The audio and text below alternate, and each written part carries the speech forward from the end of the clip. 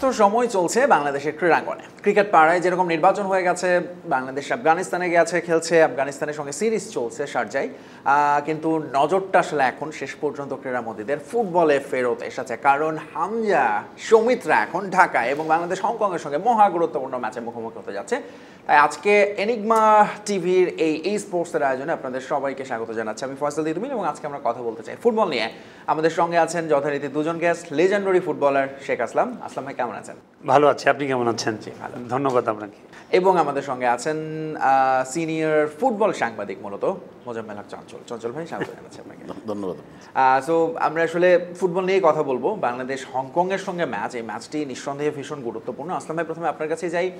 বাংলাদেশ ভারতের সঙ্গে মূলত এই এশিয়ান কাপ বাছাই পর্বের শুরুটা বেশ আলোচনা দিয়েই শুরু হয়, ভারতে গিয়ে ড্র করে আসে, কিন্তু বাংলাদেশের হোম ম্যাচে বরং পারফরমেন্স খানিকটা হতাশ করেছে। ইনফ্যাক্ট সিঙ্গাপুরের সঙ্গে হার, যেখানে হামজা সমিত সোমকে নিয়ে ফুটবলের যে হাইপটা ছিল, সেখানে আসলে পারফরমেন্স নিঃসন্দেহে অনেক জরুরি। তাই এই ম্যাচটা আসলে কতটা গুরুত্বপূর্ণ বাংলাদেশের জন্য? হ্যাঁ, ডেফিনেটলি অনেক গুরুত্বপূর্ণ, এবং আমি বলবো যে নিজেদের মাঠে যদি জয়টা ছিনিয়ে না নেওয়া যায় সেটা আমাদের জন্য দুর্ভাগ্যজনক হবে। কারণ এইখানে হোম গ্রাউন্ডে যদি আপনি প্রাণপণ উজাড় করে যদি আপনি ফুটবলটা খেলেন, সবথেকে বড় ব্যাপার আমার কাছে যেটা ধরা পড়েছে সেটা হলো স্ট্রাইকিং জোনে আমরা কিছুটা ফাম্বেল করছি। একদমই, যেখানে আপনার শটটা নেওয়ার দরকার না নিয়ে আমি মানে এড়িয়ে যাচ্ছি।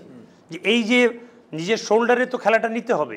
এইটা বাংলাদেশ জার্সি পরে আপনি নেমেছেন, আমি এখনও বাংলাদেশের জার্সি পরে যে গোলগুলো ওরা মিস করেছে এগেনস্ট ইন্ডিয়ায়, ওর এগেনস্টে যেটা মিস করেছে, যেটা এখনো আমি যদি হেডে থাকতাম ওখানে হেড করে গোল করে আসতে পারতাম। আসলে আপনি ওই পজিশনেই খেলেছেন, যেহেতু স্ট্রাইকিং তাদের ওই পজিশনাল যে জ্ঞানটা এইটা এখনো ডেভেলপ করে নাই। না, ইনফ্যাক্ট আপনার কাছে কি মনে হয় বাংলাদেশে এখন প্রপার নাম্বার 9 বা স্ট্রাইকার আছে বাংলাদেশ দলে? দ্যাট সেন্স আমি খুঁজে পাচ্ছি না কাউকে। সঞ্জন ভাই, একটু আপনার কাছে যাই। আমি একটু আসলে খেলার আয়োজন নিয়ে ফিরতে চাই। ন্যাশনাল স্টেডিয়ামে আবারও খেলা ফিরছে, টিকিট নিয়ে যথারীতি আবারও এই ম্যাচেও আমরা দেখেছি একটা হাহাকার আছে। অফকোর্স ফুল হাউস স্টেডিয়াম হবে আমরা আশা করছি। সেখানে হামজা সমিত সোমরা এর মধ্যে ঢাকায় পা রেখেছেন, অনুশীলন করছেন, ম্যাচের আর কয়েক ঘন্টা বাকি আছে। সব মিলে আপনি কতটা এক্সাইটেড ওভারঅল বাংলাদেশের ফুটবল পাড়ায় আসলে কি চলছে এই ম্যাচ ঘিরে? আসলে যে আয়োজনের যে ব্যাপারটা হচ্ছে আর কি, আমি এটাতে কোনো মানে নতুন কিছু দেখছি না। আপনি একসময় আসলাম যখন খেলছেন আবাহনী মোহামেডানের ম্যাচে যে হাহাকার ছিল, ওটা ছিল জেনুইন ফুটবল সমর্থকদের, ফুটবল লাভারদের হাহাকার। টিকিট পাচ্ছে না, আপনার ওই দড়ি বেয়ে উপরে উঠতেছে, একজন টিকিট দিয়ে একজন ধাক্কা মারে ঢোকার চেষ্টা করতেছে, এবং মাঠের বাইরে হাজার হাজার দর্শক থাকছে। এখন কিন্তু আপনার দর্শক আসতেছে এবং এটা নিয়ে অনেক গণ্ডগোল হচ্ছে, অনেক কিছু হচ্ছে, কিন্তু এরা কিন্তু অরিজিনাল ফুটবল দর্শক না। কেন আমি কথা বলবো, এরা হামজার জন্য আসতেছে, সমীর জন্য আসতেছে। এরা কিন্তু বাংলাদেশের ফুটবল খেলা দেখার জন্য আসতেছেন, দল বেঁধে আসতে, মহিলা আসতেছে, বাচ্চারা আসতেছে, হামজা ক্রেজে নিয়ে আসতেছে। তবে আমি বোধহয় পুরোপুরি আপনার সঙ্গে একমত হবো না, কারণ অনেকেই আছেন কিন্তু বাংলাদেশ ফুটবলকে অনেক পছন্দ করেন, যারা বহুদিন ধরে ফুটবলকে সাপোর্ট দিচ্ছেন, খারাপ সময়ও গ্যালারিতে যাচ্ছেন। কোথায় আপনি তো অল্প না, যখন আপনি হামজার ম্যাচ, হামজার ম্যাচ, আপনি লিগের খেলাগুলো দেখেন না কেন? আপনি মনে খেলা বসুন্ধরা আপনি খেলা দর্শক আছে, 5 জন দর্শক পাবেন না আপনি। কিন্তু আমি যেটা মনে করি এটা সহজ ছিল, যারা ওই যে 2000 দর্শক নিয়মিত খেলা দেখে তাদের জন্য টিকিটটা এনশিওর করা দরকার ছিল, কারণ তারা সারা জীবন বছর আপনাকে খেলা দিচ্ছে, আপনাকে সাপোর্ট দিচ্ছে। ওই লোকগুলো কিন্তু এখন সেই আলুবাজারের লোকজন, নারায়ণগঞ্জের লোকজন, যারা বাইরে থেকে আসছে খেলা দেখতো, তাদের কিন্তু এখন টিকিট পাচ্ছে না, এবং আধা ঘন্টা টিকিট চলে যাচ্ছে। এটা কিন্তু আরও অবিশ্বাস্য। আপনি এখন যান বিভিন্ন কর্মকর্তার কাছে, কিন্তু আপনি হাজার হাজার টিকিট পাবেন। আপনাকে কেন বনানী ক্লাবের এই ক্লাব ওই ক্লাব বিভিন্ন ঢাকা ক্লাবের বিভিন্ন কর্পোরেট লোকজনদেরকে আপনাকে টিকিট তাদেরকে সেল দিতে হবে? আপনি ওই দর্শকদের টিকিট না রেখে আপনি কেন টিকিট এইসব কর্পোরেট লোকজন দেখে আপনি ইয়াগুলো ব্লক করতে হবে? এই কারণে আমি সবসময় করি যে হামজা ক্রেজ দিয়ে আপনি হয়তো সাময়িকভাবে আপনি একটা উদ্যোগ সৃষ্টি করতে পারবেন, কিন্তু বাংলাদেশ ফুটবলের জন্য এটা কোনো ইম্প্যাক্টে আনবে না।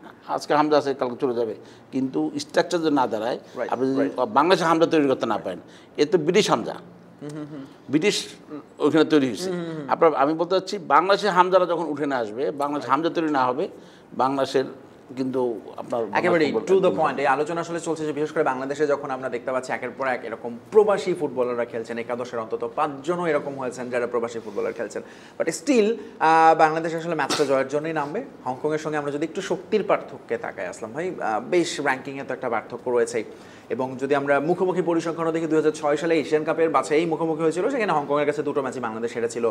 রিসেন্ট ফর্মেও হংকং খানিকটা এগিয়ে বাংলাদেশের চেয়ে, বাংলাদেশের পারফরমেন্স সব কিছু মিলে এই পার্থক্যগুলো আসলে মাঠে 90 মিনিটসে কতটা ফ্যাক্টর হয়ে উঠতে পারে বলে মনে হয়?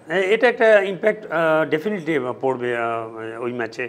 কারণ আপনি দেখেন আমাদের সময় রেগুলার যে লিগটা খেলা হতো, প্রতিটা প্লেয়ার কিন্তু যোজন যুদ্ধে ওখানে লিপ্ত হতো। এবং সবথেকে বড় ব্যাপার কি, ওই কারণেই কিন্তু একটা সুপার লেভেলে একটা মানে একটা টিম দাঁড়িয়ে যেত, দাঁড়িয়ে যেত একটা টিম। সো এই জায়গাগুলোতে আমাদের জরুরি কাজ করা দরকার। এবং সবথেকে আপনার প্রতিটা জেলায় যেখানে লিগ হতো সেখানে ইমিডিয়েট লিগটা চালু করে দেওয়া উচিত। কারণ এই যুব সমাজ এই ফুটবল ছেড়ে কোথায় যাবে? এবং তারা দেখা যাচ্ছে যে আজকে দেশ শাসনে লিপ্ত হতে যাচ্ছে। মানে এখন তো তাদের লেখাপড়া শিখে দেশ গড়ার পরবর্তী পর্যায়ে আসবে, কিন্তু এখনই যদি তারা এই দায়িত্ব নিয়ে যায় তাহলে মানে খেলাধুলো কে করবে, বিভিন্ন কাজে তারা কোথায় যাবে? এই যুব সমাজকে একটা সুসংগঠিতভাবে একটা জায়গায় নিয়ে যাওয়া দরকার। এবং আমি বলবো যুব ক্রীড়া মন্ত্রণালয়ের বিশাল একটা দায়িত্ব আছে এখানে। অবশ্যই তারা যেন সারা বাংলায় যে খেলাটা চলতো সেই খেলাটা যেন আবার চালু করে দিতে পারে। ডেফিনেটলি আমাদের ফুটবলের পপুলারিটি স্টিল দেয়ার, এখনও আছে। এই জনকল্যাণকর এই খেলাটাকে আবার যাতে জাঁকজমকপূর্ণভাবে চালু হতে পারে, আপনার মাধ্যমে বলবো সবাইকে এইটা ব্যবস্থা অবশ্যই নেওয়া উচিত। নিশ্চয়ই এটা আসলে আমাদের সবারই চাওয়া অফকোর্স, এবং নানান উদ্যোগ কিছু চোখেও পড়ছে বাংলাদেশ ফুটবল ফেডারেশনের। আমি বলবো যে নতুন না ঠিক একেবারে, তাবিতাবল বেশ অনেক ধরনের দায়িত্ব নিয়েছেন। এর মধ্যে তিনি ফিফার একটা বড় দায়িত্বে গিয়েছেন, ডিজিটাল ইনোভেশন কমিটির মেম্বার হয়েছেন। বাংলাদেশের আরেকজন মাহফুজ আক্তার কিরণ নারী ফুটবল নিয়ে কাজ করেন, তিনিও সেখানে ইউথ উইমেন কমিটিতে এসেছেন। চঞ্চল ভাই, এটা কি নিশ্চয়ই একটা সুখবর বাংলাদেশের ফুটবলের জন্য? এটা বাংলাদেশ ফুটবলের সুখবর কিনা জানি না, বাট তাদের জন্য যারা হচ্ছেন তাদের জন্য সুখবর তো অবশ্যই বটে। কারণ দৌড়া দিচ্ছে সুখবর। আমার সুখবর তখনই তো যে বাংলাদেশ, আমি মনে করি বাংলাদেশ এশিয়ান ফুটবলের টপ 10-এর মধ্যে বাংলাদেশ আছে। এই খবরটা যদি পাওয়া যেত র্যাঙ্কিংয়ে বাংলাদেশ আছে, তো এটা নিঃসন্দেহে আমার জন্য একটা 5 বলবো না, 10-15-এর মধ্যে থাকলেও কিন্তু আমাদের জন্য সুখবর থাকতো। তবে এশিয়ান ফুটবলের টপ 10-এর মধ্যে কিন্তু বাংলাদেশের মেয়েরা আছে, আমরা এখন বলতে পারি। কারণ মেয়েরা এশিয়ান কাপ মূল পর্বে গিয়েছে, যেখানে 12 টিম খেলবে, বাংলাদেশ তার মধ্যে একটা। আমরা মেয়েদের ফুটবল নিয়ে কথা বলবো, একটু ছেলেদের ফুটবল আবারও ফিরি। চঞ্চল ভাই, কিন্তু কথা হচ্ছে, আপনি যদি মেয়েদের কথা বললেন, আমি নিঃসন্দেহে সাধুবাদ জানাই। এশিয়ান টপ 10 আছে। আমরা এশিয়ান পর্যায়ে খেলছে কটা দেশ এবং বাংলাদেশ কোথায় খেলছে এটা সবাই জানি আমরা। এখন বাংলাদেশের খোখো কিন্তু ও বিশ্বকাপে খেলছে, এবং সেটা যদি আমরা বলি বিশ্বকাপ 54বার খেলছে। আমাদের রোলার স্কিনিং কিন্তু বিশ্বকাপ 54বার খেলছে। বাংলাদেশের রোল বলের বিশ্বকাপ রোল বল আয়োজন হচ্ছে বাংলাদেশে, এখানে আমরা ওয়ার্ল্ড কাপে খেলেছি। তো সেটা দিয়ে তো আসলে এটা জাজ করা যাবে না। আমাদের কি অবস্থা আছে আমরা নিজেরা সবাই জানি। রাইট, মানে ইমপ্রুভমেন্টের তো শেষ নেই, আমাদের প্রচুর ডেভেলপমেন্ট। এবং আমাদের যেটা করতে হবে যে শুধু হামজা, তারপরে আপনার ফিফাতে মেম্বার, এটা সেটা আগের আমরা সালুদ্দিন সাহেব ইস্টার্নমেজে ছিল, ওই ইস্টার্নমেজ না করে প্রপার ফুটবলটাকে আমি যেটা সবসময় বলার চেষ্টা করি। আমি আপনার তো 1 মিনিট সময় নেব। আপনি যদি স্কুল খোলেন, স্কুলে কিন্তু আগামী বছর কিন্তু আপনি এসএসসি পরীক্ষা দিতে পাবেন না। 10 বছর পরে গিয়ে আজকে 1 থেকে ভর্তি করবেন, 10 বছর পরে গিয়ে কিন্তু আপনার এরা 2তে উঠবে, আবার 1-এ ঢুকবে, তারা 3তে উঠবে, এইভাবে 10 বছর পরে হবে। আবার যদি আপনি স্কুলটা বন্ধ করে দেন, 10 বছর পরের দিন কিন্তু বন্ধ হয়ে যাবে না, 10 বছর লাগবে আপনার পুরো বেসটা শেষ হইতে। এরকম কিন্তু সবখানে একটা সার্কেল থাকে। তো বাংলাদেশের ফুটবলে যদি আপনি একটা প্ল্যান করে আগান যে 10 বছর পরে আমি রেজাল্ট আসবে, হয়তো আমি থাকবো না, এরা থাকবে না, কিন্তু তখন রেজাল্ট পাওয়া সম্ভব। প্রত্যেক বছর যদি যেমন আপনার গভর্নমেন্ট যেটা করে ইউথ ফুটবল টুর্নামেন্ট করে, স্কুল ফুটবল টুর্নামেন্ট করে, ওখান থেকে 120 জন করে যদি আপনি শ্বশুর জেলা থেকে 2 জন করে নিয়ে 120-24 জন যাই হোক, আপনি যদি প্লেয়ার তৈরি করেন, প্লেয়ার ট্রেনিংয়ের মধ্যে রাখেন, প্রতি বছর কিন্তু আস্তে আস্তে একটা ডেভেলপ করতে করতে একটা পর্যায়ে কিন্তু আমরা 10 বছর কিন্তু একটা ইয়া পেয়ে যাবো, সার্কেল ঢুকে যাবে। এরা যাবে আন্ডার 17 খেলবে, 17, 19 খেলবে, 19, 21 খেলবে, ন্যাশনাল খেলবে। এইভাবে কিন্তু আমাদের প্ল্যান করা উচিত, এবং তাতে কিন্তু বাংলাদেশ ফুটবলের স্ট্রাকচার দাঁড়াবে। আসলে তখন স্ট্রাকচার গত 17 বছর ছিল না, স্ট্রাকচার ছিল। এখনও কিন্তু আমাদের মনে হচ্ছে ওই ধারাতে আমরা এখন ওই ইয়াতে চলতেছি। তবে এটার সঙ্গে মনে হয় না যে সবগুলো স্টেক হোল্ডারে জড়িত, ক্লাব, ফুটবল ফেডারেশন এবং গভর্নমেন্ট যেরকম বললেন, এবং অবশ্যই ফুটবলের সঙ্গে সংশ্লিষ্ট ধরুন আমাদের সাংবাদিক, সংগঠক, ফুটবলার, প্রত্যেকের তো একটা পার্ট আছে এখানে না। এখন আসলে আমি যেটা মনে করি, এটা আমি বিভিন্ন সব বলছি, টকশোতে বলছি, যেমন আমরা সাথে সাংবাদিকদের দায়টা কিন্তু অনেক বেশি বড় দায়। কীরকম আমি বলি, আমরা কিন্তু সাম্প্রতিক সময় গত 1.5 যুগ অথবা 2 যুগ যাই বলেন, আমরা কিন্তু খেলাদের নিয়ে লেখিনি। আজকে যদি আমরা লিখছি আসলাম সাহেব সম্পর্কে ছবি দিছি, 10টা আসলাম তৈরি হওয়ার জন্য তার মনে একটা স্বপ্ন থাকতো যে আজকে আসলাম সাহেবের ছবি ছাপা হয়েছে, আমি আসলাম হব। খেলাদের মনে কিন্তু ওই স্বপ্ন ডাক্তার কীভাবে মিডিয়ার মাধ্যমে। এখন আপনি দেখবেন আমরা স্টার সংগঠক বানাইছি, নট স্টার খেলা তৈরি হয়েছে। আমরা সাংবাদিক কী করি, গোল করছে দেন আপনার মনে করেন আপনার ফাহমিদুল, আমরা ছবি ছাপতেছি পেশেন্টের ছবি, আমরা ছবি কোচের ছবি, ম্যানেজারের ছবি, তারপর কর্মকর্তাদের ছবি। আমাদের কিন্তু ফুটবলের ছবি আমরা ছাড়ছি, সব খেলাতেই আমরা সাংবাদিকতা এখানে সবচেয়ে বেশি। আমরা কিন্তু দৌড়াচ্ছি, আমরাও কিন্তু স্টারমাজির মতো কাজ করছি। আমরা কিন্তু আপনার প্রপার জায়গাটা কাজ করছি না। যে খেলোয়াড়, যে গোলদাতা, যে ম্যান অফ দ্য ম্যাচ, একটা প্লেয়ার সঙ্গে আপনি যদি দেখাতে পারেন, আমি সাংবাদিক ছেড়ে দেবো আপনাকে, গত আপনার 20 বছর 15 বছরে আপনি অন্তত 30টা রিপোর্ট বাড়িছে খেলাধুলা নাই। এখন কিন্তু পত্রিকায় বড় করে ছবি আসছে হামজা এবং সমিত সোম। এটা তো হামজা আসলে আমাদের হামজা আসলে আমি মনে আছে পত্রিকা হামজার ছবি দিচ্ছে, নিচে কিন্তু লোগো দিচ্ছে। হামজা ছবি এই কারণে আসে না, ওই ভালোবাসা কিন্তু আমি দিচ্ছি না। ওই যে আপনার বললাম না, সবাই যখন আপনার মার্কেটিং বিভিন্ন পত্রিকা কিন্তু টিভি দেখবেন, ওই যে স্পন্সর কোম্পানি তার একটা লোগো চায় হামজা ছবি যত বড় দিবেন তার।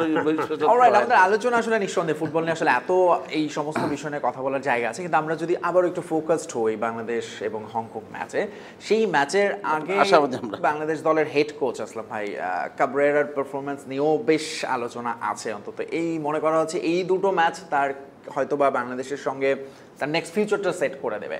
এবং তাকে নিয়ে একটা বড় সমালোচনা যে ফুটবলারদের নির্দিষ্ট পজিশনে তিনি আসলে এখনো পর্যন্ত প্রপার টিম কম্বিনেশন এবং পজিশনিং আসলে তিনি খুঁজে পাননি বা করে উঠতে দেওয়া হয়নি। আমরা দেখছি যিনি রাইট ব্যাকে খেলছেন, হঠাৎ করে তিনি সেটেল মিডফিল্ডে চলে আসছেন, মিডফিল্ড থেকে তাকে ডিফেন্স আনা হচ্ছে এবং কেউ কেউ উইঙ্গার থেকে স্ট্রাইকার হয়ে যাচ্ছেন। আপনি নিজে দীর্ঘদিন বাংলাদেশ ফুটবলে খেলেছেন, সাপোর্ট দিয়েছেন এবং এই মাঠের বিষয়গুলো সম্পর্কে আপনি জানেন।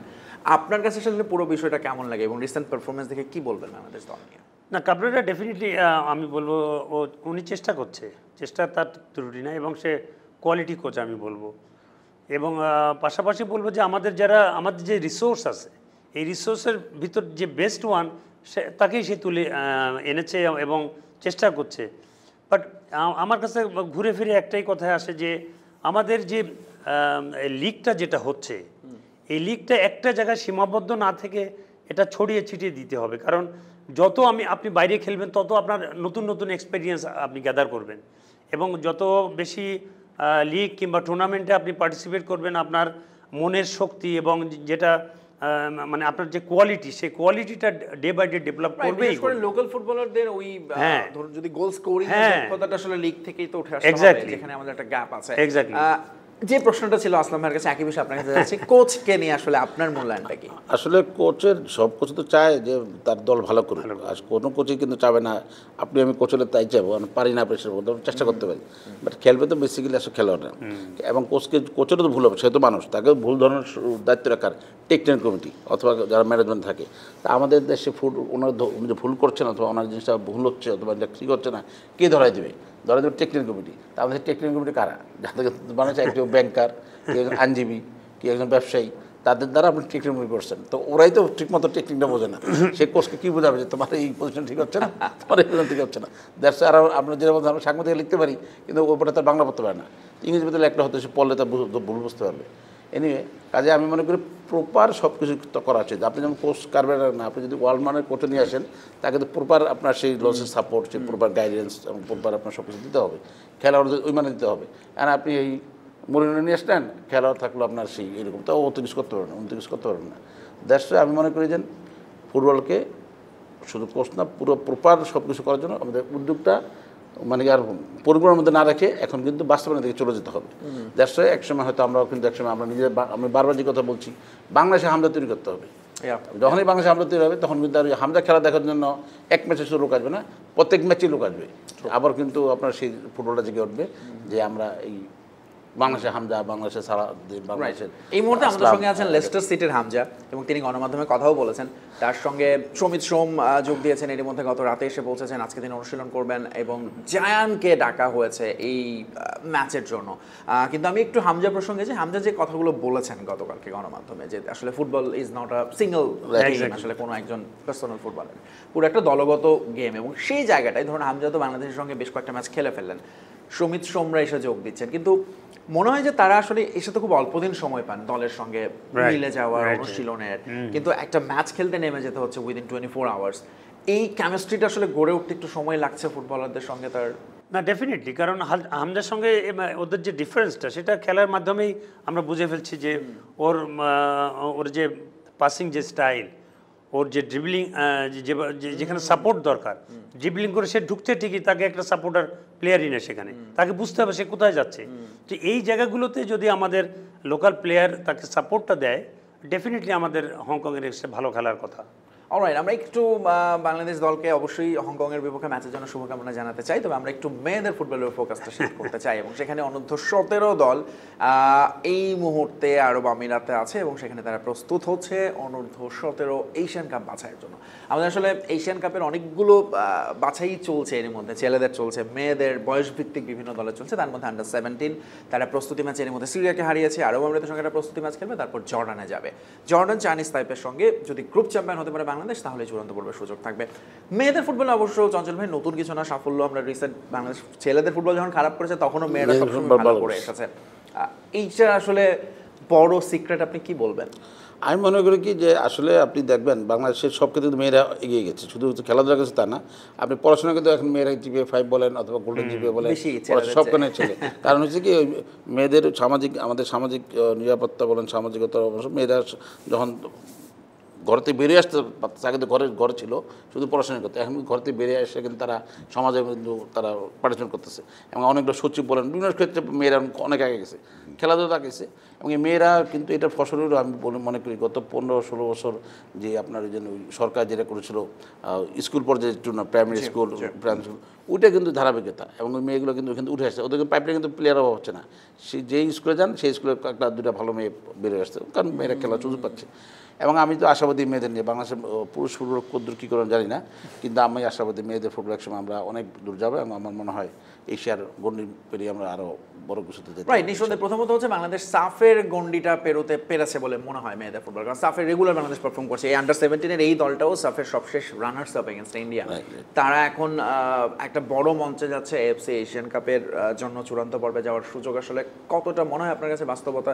চাইনিজ তাইপে এবং জর্ডানকে কি বাংলাদেশ হারাতে পারবে কিনা? মেয়েরা অনেক ডেভেলপ করেছে এবং আমি খুব খুশি হয়েছি তাদের খেলা দেখে, যেভাবে তারা সাফে সবাইকে নাস্তানাবুদ করে একদম চ্যাম্পিয়ন হয়েছে, এটা রিমার্কেবল ব্যাপার। এবং আমি মনে করি যে মেয়েদের after end of the day আপনার সংসার কীভাবে চলছে, এটা তাদের একটা বিরাট ব্যাপার।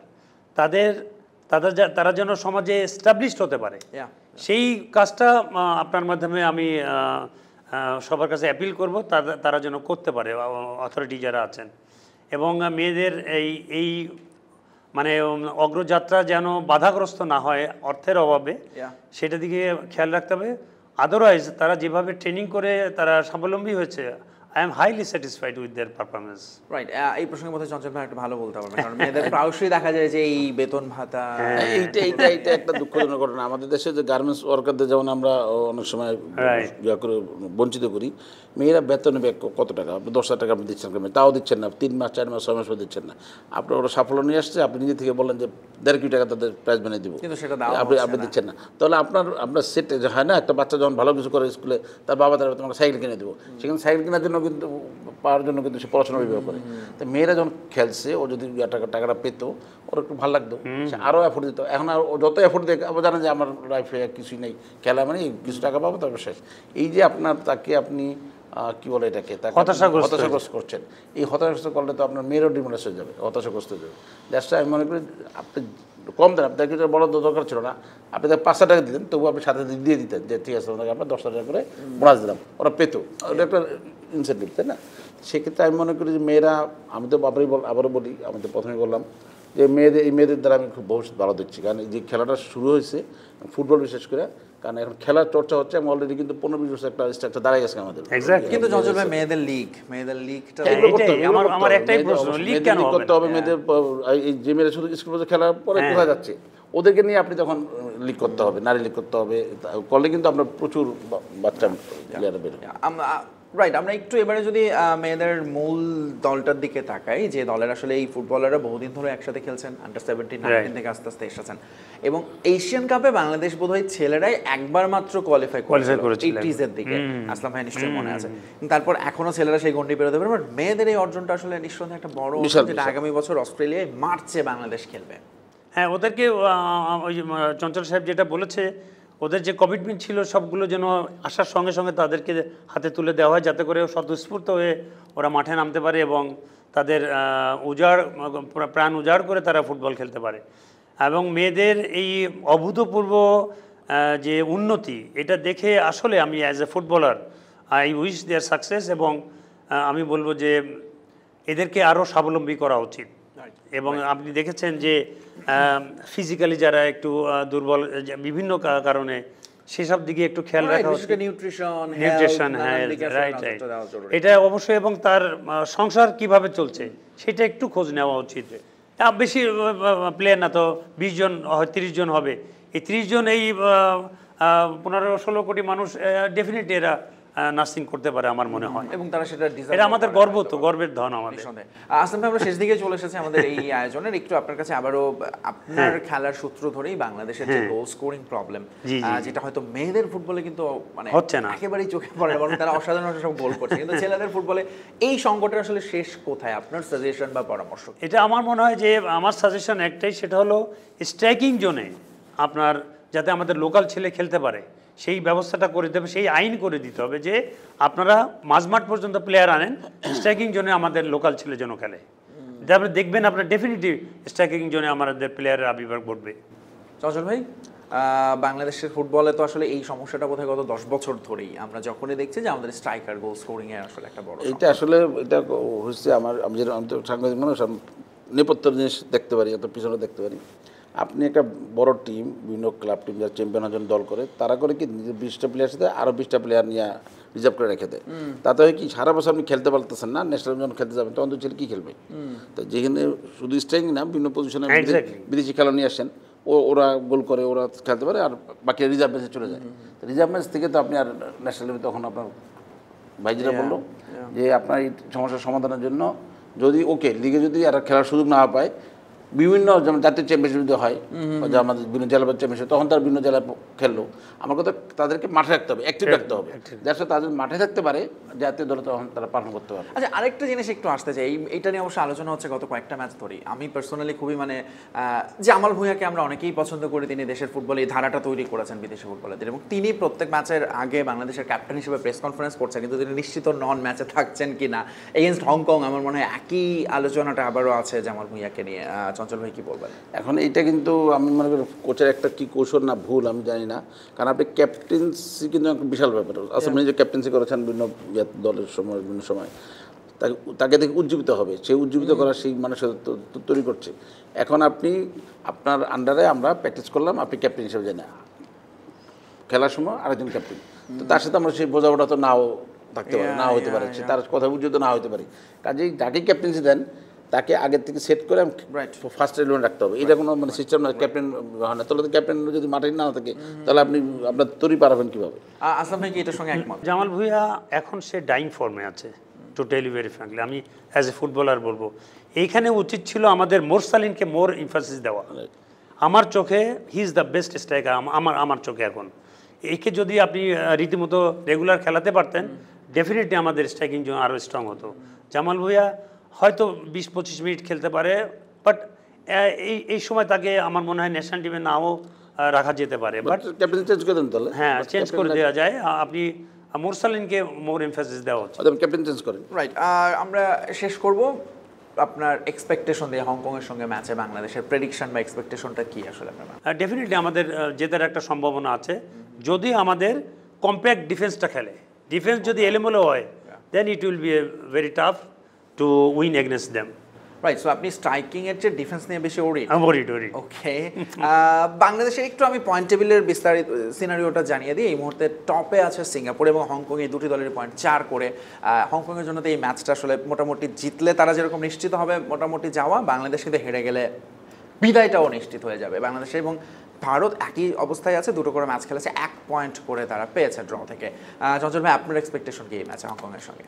আমার প্রত্যাশা যে বাংলাদেশ যদি ভাই যেটা বললেন যে আমরা যদি নিজেদের মাঠের খেলায় চাপটাকে কাটিয়ে উঠে যদি আমরা স্বাভাবিক খেলাটা খেলতে পারি আমাদের ছেলেরা, এবং ভালো স্ট্রেংথের ভালো প্লেয়ার আছে, ওদের মোরসালিন, রাকিব, আপনার হামজা তো ডিফেন্সিভ অ্যাটাকিং মিডফিল্ডে খেলছেনই, সব মিলিয়ে আমার ডিফেন্স যদি একটু কমপ্লিট থাকে আমার মনে হয় আমরা 3 পয়েন্ট পাবো। 3 পয়েন্ট পাবো। অলরাইট, অসংখ্য আমি একটা কথা বলি শুধু, Rakib such a brilliant player, Yeah.